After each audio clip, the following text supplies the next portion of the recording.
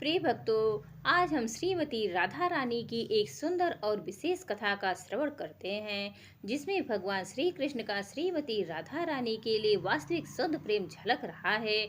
आइए आज की कथा आरंभ करते हैं। एक बार अपने प्राणों से भी प्यारी श्रीमती राधा रानी के प्रेम से अभिभूत होकर कृष्ण ने राधा रानी से कहा, हे राधिके, आप महाभावमयी हैं। मुझे प्रसन्न करके ही आप प्रसन्न होती हैं। मेरा आनंद ही आपका आनंद है। इस प्रकार आपकी पूजा की विधि का पालन करने वाला कोई भी व्यक्ति मुझे अत्यंत प्रिय होगा। तुम तो सभी गोपांगनाओं में सर्वप्रथम मुख्य हो और यशोमती से भी महान हो। अब यह सुनकर श्रीमती राधा रानी जोर जोर से हंसने लगी और बोली, अरे कान्हा, तुम्हारा चरित्र तो चंचल है। यशोमती तो तुम्हारी प्रिय माता है। तुम ऐसा कैसे कह सकते हो कि मेरा स्थान उनसे बड़ा है। अरे ओ कान्हा, तुम तो झूठे हो। तुम्हारी बातों पर मुझे तनिक भी विश्वास नहीं है। प्यारे मित्रों, राधा रानी जी की बात सुनकर भगवान श्री कृष्ण ने कहा, हे प्रिय, मेरी बातों पर तुम्हें विश्वास नहीं है, लेकिन बहुत जल्द तुम देखोगी कि यशोदा मैया स्वयं तुम्हारे चरण पकड़ने के लिए आएंगी। भले ही वह तुम्हें अपनी पुत्री के समान समझती हैं, फिर भी मैं इस बात को प्रमाणित करूंगा कि तुम ही सबसे महान हो। अब अपनी बात को साबित करना कन्हैया के लिए मुश्किल थोड़ी ही था। एक दिन ब्रज गोपिकाएं राधा और कृष्णा को उनके साथ खेलने के लिए पास के एक घर में ले गई। वे राधा कृष्ण को एक साथ लाकर बहुत प्रसन्न हो रही थी। कन्हैया भी गोपियों के कहने पर नाचने लगे, उनके साथ कीर्तन और नृत्य करने लगे और गोपियां भी अपने कन्हैया के साथ नृत्य करने में मग्न हो गई। अब उसी समय यशोमती मैया वहां आ पहुंची। जब उन्होंने देखा कि सभी गोपिकाएं मिलकर उनके गोपाल को नचा रही हैं, तो वे अत्यंत क्रोधित हो गई और बोली, अरे अरे, यह कैसा व्यवहार है। मेरा गोपाल दिन भर गाय चराता है और थक हार कर उसे विश्राम करना होता है। थोड़ा सा समय ही तो उसे विश्राम के लिए मिलता है और उसमें भी तुम सब उसको अपने साथ यहाँ खेलने के लिए ले आती हो। यहाँ तुम उसे नचा रही हो। मैं जानती हूँ कि तुम सभी ऐसा हर रोज करती आ रही हो और यह बिल्कुल भी अच्छा नहीं है। और उन्होंने कहा, बता देती हूँ, ऐसा दोबारा कभी मत करना। यशोदा मैया को ऐसे क्रोधित देखकर राधा रानी तो चुपचाप वहीं खड़ी रह गई। लेकिन सखियों ने यशोदा मैया से कहा, अरे मैया, यह आपका गोपाल नहीं है। आपका गोपाल तो एक ग्वाला है और वन में भटकने से थक कर अपने बिस्तर पर सो गया होगा। वह आपका पुत्र नहीं है। आपके पुत्र का नाम कृष्ण है और इस नाम के अनेक व्यक्ति इस दुनिया में हो सकते हैं। इसका मतलब यह थोड़ी कि यह आपका पुत्र है। मैया, जरा अपने घर जाकर देखिए, हो सकता है कि आपका पुत्र आपके घर में ही सो रहा हो। अब यह सुनकर यशोदा माता आश्चर्यचकित रह गई। वे सोचने लगे कि हाँ, कृष्ण नाम के अनेक बालक तो हो सकते हैं, लेकिन यह कैसे संभव हो सकता है कि मेरे पुत्र जैसे ही कद काठी और लक्षण वाला कोई और बालक हो। यह सोचते सोचते यशोदा मैया अपने घर लौट आई और घर में आकर देखा तो सच में उनका गोपाल बिस्तर पर सो रहा था। यह देखकर वह हैरान हो गई, लेकिन साथ ही उन्हें बहुत प्रसन्नता भी हुई। अब यशोदा मैया तुरंत वापस उस स्थान पर आई जहाँ सखियाँ दूसरे कृष्ण के साथ खेल रही थी। यशोदा मैया को भी यह देखकर आनंद आने लगा था। वे भी अब श्री कृष्ण की लीला से मोहित होने लगी थी। उन सबको खेलते देखकर यशोदा मैया बोली, अरे गोपियों, तुम्हें यह कृष्ण कहाँ से मिला जो बिल्कुल मेरे पुत्र कृष्ण जैसा दिखता है। दोनों एक ही उम्र के हैं। इतना ही नहीं, दोनों के रंग, कद काठी, लक्षण सब एक जैसे हैं। तुम्हारे कृष्ण को देखकर मुझे बड़ा संतोष हो रहा है। उसके प्रति मुझे बहुत ही स्नेह भी आ रहा है। अच्छा, हम एक कार्य करते हैं, तुम अपने कृष्ण को लेकर मेरे घर पर आओ। वहाँ हम दोनों कृष्ण की मित्रता करवाएंगे और फिर दोनों को एक साथ नृत्य करवाएंगे, जिसे देखकर सभी प्रसन्न होंगे। फिर बाद में तुम अपने कृष्ण को अपने साथ ले जाना और मेरा कृष्ण मेरे पास ही रह जाएगा। अब यह सब देखकर कन्हैया को बड़ा मजा आ रहा था, इसलिए कृष्ण के संकेत देने पर राधा रानी बोली, हे माता, आपके कहने पर हम अपने कृष्ण को आपके घर तो ले आए, लेकिन हमें भय है कि यदि दोनों कृष्ण एक साथ नाच रहे होंगे तो उनमें से हमारा कृष्ण कौन सा है, यह हम कैसे पहचान पाएंगे। आपके कृष्ण हमारे कृष्ण से बदल जाएंगे तो हम क्या करेंगे। यशोदा मैया हंसकर बोली, अगर ऐसा हो तो भी क्या समस्या है, दोनों एक जैसे ही तो हैं। तो राधा रानी तुरंत बोल पड़ी, नहीं मैया, यह सही नहीं है। आपका कृष्ण हमारे कृष्ण के समान कभी भी नहीं हो सकता। आपका पुत्र तो एक ग्वाला है जो सारे दिन वन में भटकता रहता है, गायों को चराता रहता है। उसे प्रेम या प्रेम तत्व का कोई ज्ञान नहीं है। लेकिन हमारे कृष्ण सभी पुरुषों में अतुलनीय रत्न है। वे पुरुषों में श्रेष्ठ पुरुषोत्तम है। अनेक ऋषि तपस्वी योगी ध्यानी उनके चरण कमल में स्थान प्राप्त करने के लिए उनकी पूजा करते हैं, तपस्या करते हैं। हमारे कृष्ण ने तो अनेक महान राक्षसों को मौत के घाट भी उतारा है। उसने तो इस ब्रह्मांड के निर्माता ब्रह्मा जी की गलती को भी सुधारा है। यह सुनकर माता यशोदा बोल पड़ी, अरे अरे, यह सब कार्य तो मेरे पुत्र ने भी किए हैं और इस बात को सभी ब्रजवासी जानते हैं। हाँ, जब मेरा पुत्र केवल 3 दिन का था तब उसने एक अत्यंत विशालकाय राक्षसी पूतना का वध किया था। इतना ही नहीं, उसने शंकटासुर, त्रिड़ावर्त, बकासुर जैसे अनेक असुरों का वध किया था। और यह सब जानते हैं कि यह सारे यशोदानंदन कृष्ण के कार्य हैं। अब यह सब सुनकर राधा रानी बोली, हे माता, अगर हम इसी प्रकार चर्चा करते रहेंगे ना तो हमारे बीच में व्यर्थ ही विवाद हो जाएगा। लेकिन बाद में आप समझ जाएंगी कि किसके कृष्ण में अधिक गुण है और हम अपने कृष्ण को खोना नहीं चाहते। इसीलिए हम एक कार्य करते हैं कि हम अपने कृष्ण के सिर पर एक चिन्ह लगा देते हैं, जिससे हम आसानी से अपने कृष्ण को पहचान सके। यह कहकर राधा रानी ने अपने कृष्ण के माथे पर चंदन का एक सुंदर तिलक लगा दिया। कृष्ण के नीले माथे पर चंदन का सफेद तिलक नीले गगन में सफेद चंद्रमा की भांति लग रहा था। तिलक लगाने के बाद राधा रानी ने सभी गोपियों से कहा, देखो सखियों, अब मैंने हमारे कृष्ण के माथे पर तिलक लगा दिया है, इसीलिए तुम सब भी हमारे कान्हा पर नजर रखना, कहीं वह बदल ना जाए या खो न जाए। इस प्रकार चेतावनी देकर अब सभी गोपियों के साथ राधा रानी अपने कृष्ण को लेकर यशोदा मैया के साथ उनके घर आई। घर आकर यशोदा मैया ने अपने कृष्ण को जगाया, अपने कृष्ण को दूसरे कृष्ण से मिलवाया और मित्रता करवाई।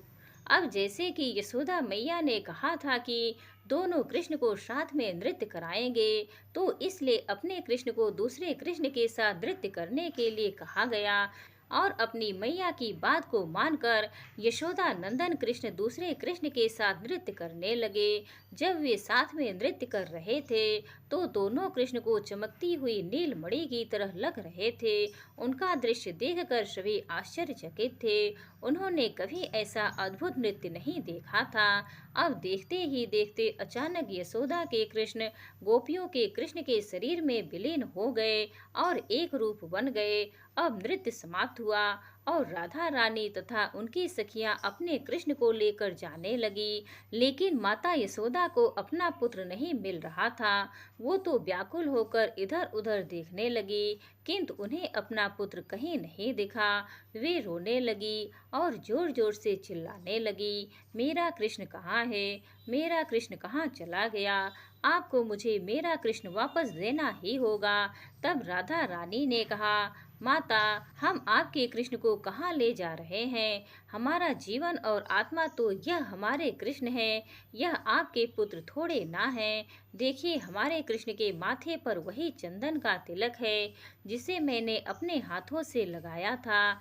माता यशोदा ने देखा और फिर रोती हुई वह बोलने लगी, तुम सब ने ही मेरे कृष्ण को छुपा दिया है, यह तुम्हारी चाल है।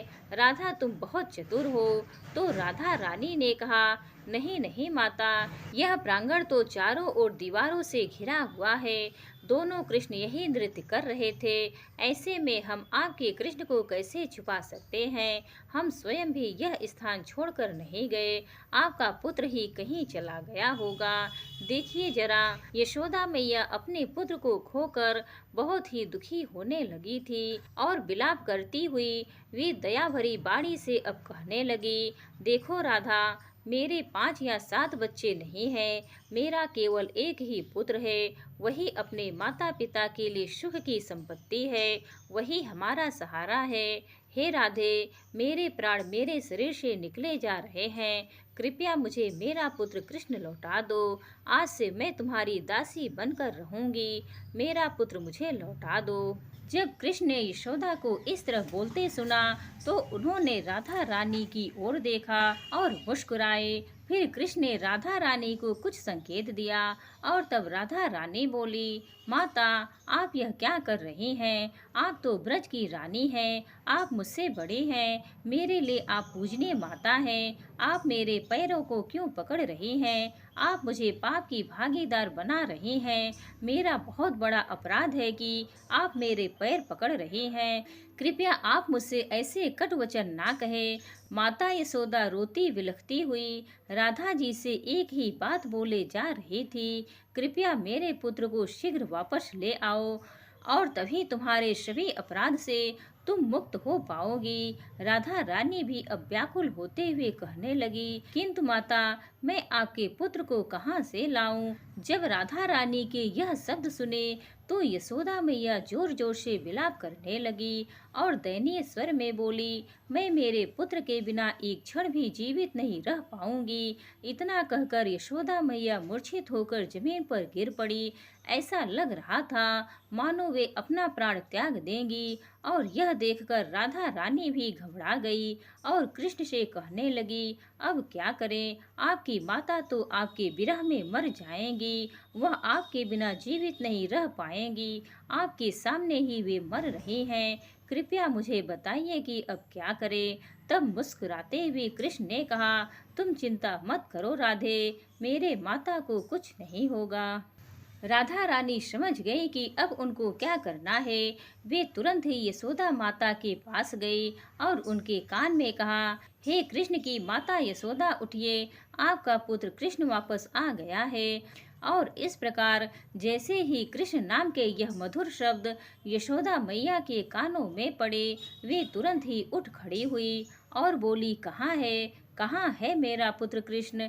तब राधा रानी ने उत्तर दिया, माता, आपके पुत्र हमारे कृष्ण के साथ नृत्य करते करते थक गए थे और इसीलिए वे अपने शयन कक्ष में चले गए हैं और वहां जाकर के वे थक कर सो गए हैं। यशोदा को पूर्ण विश्वास था कि राधा रानी कभी झूठ नहीं बोल सकती। वे तुरंत ही दौड़ती हुई कृष्ण के शयन कक्ष में गई और वहां अपने कृष्ण को देखा, जो सच में सैया पर विश्राम कर रहा था और उसे देखकर वे अत्यंत प्रसन्न हो गई।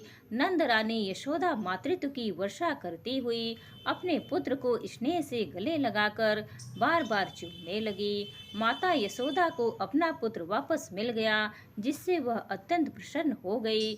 उनको प्रसन्न देखकर अब सभी सखियां भी अपने अपने घर चली गई। तो इस प्रकार अपनी लीला से कन्हैया ने अपनी राधा रानी की महानता को साबित किया। अब इस प्रकार अपने कृष्ण की लीला को देखकर राधा रानी की आंखों में भी प्रेम के अश्रु निकल आए। वे समझ गई कि उनके कृष्ण उनसे कितना प्रेम करते हैं और वे बहुत प्रसन्न हो गई, क्योंकि श्री कृष्ण ने राधा रानी को सबसे श्रेष्ठ स्थान प्रदान किया था।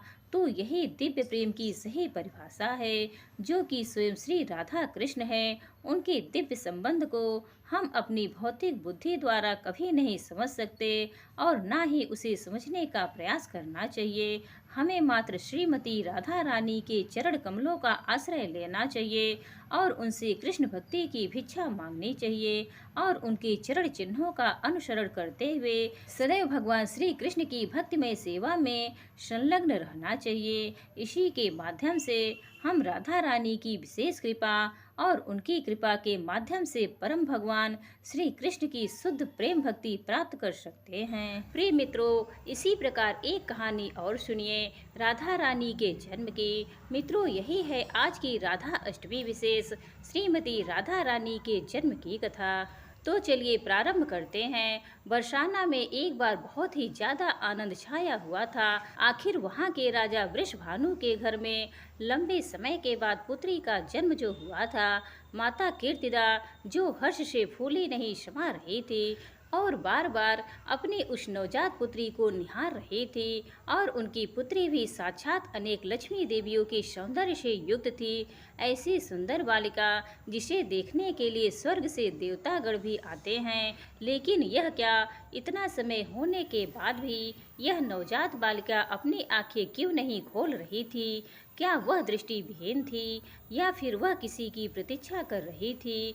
बस प्रतीक्षा की घड़ी समाप्त होने वाली है और राधा अष्टमी का पवित्र पर्व कुछ ही समय में आने वाला है। प्रिय भक्तों, आदि पुराण के 12वें अध्याय के 9वें श्लोक में सूत गोस्वामी अन्य ऋषियों से कहते हैं, भाद्र मास में रविवार के दिन शुक्ल अष्टमी पर आधी रात के पीछे ज्येष्ठा नक्षत्र के चौथे चरण में श्री राधिका का जन्म हुआ। वह अत्यंत मंगलमय घड़ी थी और वह दिन था भाद्रपद मास के शुक्ल पक्ष की अष्टमी का। राजा वृषभानु नित्य की भांति दैनिक स्नान क्रिया हेतु यमुना नदी के तट पर खड़े थे। चारों ओर वातावरण प्रफुल्लित और शांत था। अनेक सुंदर पक्षी अपने मधुर आवाज में प्रातः काल का स्वागत कर रहे थे। वृषभानु महाराज ने भी स्नान संपन्न किया और सूर्य देव को अर्घ देने लगे। उस दिन यमुना नदी भी शांत थी और उतने में उन्होंने देखा कि नदी के सतह पर एक अत्यंत मनोहारी स्वर्ण कमल तैर रहा है। कौतूहल वश वे उस कमल के पास गए और जब उन्होंने उसमें देखा तो वह आश्चर्यचकित रह गए। उस कमल की पंखुड़ियों के बीच एक अत्यंत सुकोमल नवजात बालिका सोई हुई थी। उसके मुख पर एक दिव्य कांत और आभा थी। उसका सौंदर्य साक्षात लक्ष्मी देवी के समान लग रहा था। उसके नेत्र कमल की सुंदर पंखुड़ियों जैसे थे। जैसे ही वृषभानु महाराज ने इस बच्ची को देखा तो उनके मन में वात्सल्य का झरना बहने लगा। उन्होंने अत्यंत सावधानी पूर्वक उसे अपनी गोद में उठा लिया। आसपास नजर डाली लेकिन कोई दिख नहीं रहा था। वे सोचने लगे कि आखिर ऐसे निर्जन स्थान पर इस बालिका को यहाँ कौन छोड़ गया होगा। अब इसे अकेले यहाँ छोड़ना भी सुरक्षित नहीं है। और दूसरी ओर इस नवजात बालिका को देखकर उनके अंदर एक पिता की भावनाएं इतनी तीव्र हो रही थी कि वह उस बालिका को स्वयं से दूर जाने भी नहीं देना चाहते थे। बस इस प्रकार जब वृषभानु महाराज विचारों के द्वंद्व में फंसे हुए थे, उसी क्षण ब्रह्मा जी उस स्थान पर प्रकट हुए। उन्हें देखकर वृषभानु महाराज ने उन्हें प्रणाम किया। ब्रह्मा जी ने उनसे कहा, हे पुत्र, तुमने और तुम्हारी पत्नी ने अनेक वर्षों तक कठिन तपस्या की है और तुम दोनों की एकमात्र इच्छा यही थी कि तुम परम भगवान श्री कृष्ण की नित्य संगिनी को अपनी पुत्री बनाना चाहते थे और इस जन्म में आप दोनों की यह इच्छा पूर्ण हुई है। तुम्हारे हाथ में यह जो नवजात बालिका है वह साक्षात भगवान की अंतरंग शक्ति और नित्य संगिनी है। इसे अपने घर ले जाओ और संपूर्ण प्रेम वात्सल्य और सावधानी पूर्वक इसका लालन पालन करो। आने वाले समय में यह भगवान की दिव्य लीलाओं में सहयोग करेगी। इतना कहकर ब्रह्मा जी वहां से अदृश्य हो गए और अब वृषभानु महाराज के आनंद की कोई सीमा नहीं रही। आखिर इतने वर्षों की तपस्या के बाद अपनी संतान वृषभानु महाराज और कीर्तिदा के घर में शिशु की आवाज गूंजने वाली थी। अत्यंत हर्ष और प्रसन्नता पूर्वक वे उस बालिका को अपने घर ले आए। जैसे ही उन्होंने घर पहुंचकर इस बालिका को अपनी पत्नी कीर्तिदा के हाथों में सौंपा तो उनके भी नेत्रों से मातृत्व के अश्रु गिरने लगे। देव कृपा से कीर्तिदा माता बन चुकी थी। उन्होंने अपने बच्चे को गले से लगा लिया और उसे प्रेम करने लगी। कुछ समय बाद इस बालिका का नामकरण किया गया और उसका नाम पड़ा राधा। जी हाँ, यह बालिका यानी परम भगवान श्री कृष्ण की नित्य संगिनी स्वयं श्रीमती राधा रानी थी। बरसाना में उत्सव का माहौल बन गया। राजा वृषभानु ने दिल खोलकर दान पुण्य किया। याचकों को मुंह मांगी वस्तुएं दी गई। पूरे नगर को दुल्हन की तरह सजाया गया। हर कोई उस दिव्य बालिका की एक झलक पाने को आतुर था, जिसके आगमन ने पूरे बरसाना को आनंद के सागर में डुबो दिया था। किंतु इस अपार आनंद के बीच एक गहरी चिंता भी थी। दिन बीतते गए, सप्ताह बीते और फिर महीने गुजरने लगे, पर उस नन्ही बालिका ने अपनी आंखें नहीं खोली। माता कीर्तिदा और पिता वृषभानु ने बड़े बड़े वैद्यों और ज्योतिषियों से परामर्श किया, परंतु कोई भी इस रहस्य का कारण नहीं समझ सका। सभी ने यही कहा कि बालिका पूर्ण रूप से स्वस्थ है, उसकी आंखों में कोई दोष नहीं है, फिर भी वह अपनी आंखें क्यों नहीं खोल रही, यह एक पहेली थी। माता पिता का हृदय इस विचार से व्याकुल हो जाता कि कहीं उनकी प्रिय पुत्री संसार के सौंदर्य को देखने से वंचित तो नहीं रह जाएगी। वे दिन रात ईश्वर से प्रार्थना करते, समय अपने गति से चलता रहा। एक दिन गोकुल से नंद महाराज और मैया यशोदा अपने प्रिय पुत्र कान्हा के साथ राजा वृषभानु को बधाई देने बरसाना आए। वृषभानु और कीर्तिदा ने उनका भव्य स्वागत किया। दोनों परिवारों में अत्यंत प्रेम था। जब मैया यशोदा ने कीर्तिदा की गोद में उस सुंदर शांत बालिका को देखा तो वे मंत्रमुग्ध हो गई। उन्होंने बालिका को अपने हाथों में लिया और उसे स्नेह से चूमने लगी। उन्होंने कीर्तिदा से पूछा, बहन इतनी सुंदर बिटिया है, पर इसकी आंखें तो बंद है। कीर्तिदा की आंखों में आंसू आ गए और उन्होंने अपनी सारी व्यथा यशोदा मैया को सुना दी। यह सुनकर यशोदा मैया का हृदय भी भर आया। वे उस नन्ही बालिका को लेकर उस पालने के पास गई, जिसमें नन्हे कान्हा खेल रहे थे। जैसे ही उन्होंने बालिका को पालने के पास रखा, एक अद्भुत चमत्कार हुआ। नन्हे कान्हा, जो अब तक खेल रहे थे, धीरे धीरे घुटनों के बल चलते हुए पालने के किनारे तक आए और उन्होंने अपना नन्हा सा हाथ बढ़ाकर उस बालिका के चेहरे को छुआ। और जिस क्षण भगवान श्री कृष्ण का स्पर्श हुआ, उसी क्षण कई महीनों से बंद वे कमल नयन धीरे धीरे खुलने लगे और उन आँखों ने संसार में सबसे पहले जिस छवि का दर्शन किया, वह उनके शाश्वत प्रियतम, उनके प्राणधन नन्हे कान्हा की थी। ऐसा प्रतीत हुआ मानो वे आंखें केवल और केवल अपने कृष्ण को देखने के लिए ही बनी थी और उन्हीं की प्रतीक्षा कर रही थी। यह देखकर वहां उपस्थित सभी लोग आश्चर्यचकित रह गए। आकाश से देवतागण पुष्प वर्षा करने लगे। जय जयकार के स्वरों से पूरा महल गूंज उठा। यह कोई साधारण मिलन नहीं था, यह शक्ति और शक्तिमान का आराध्य और आराधना का, आत्मा और परमात्मा का शाश्वत मिलन था। प्रिय भक्तों, प्रेम से बोलिए जय श्री कृष्णा, राधे राधे।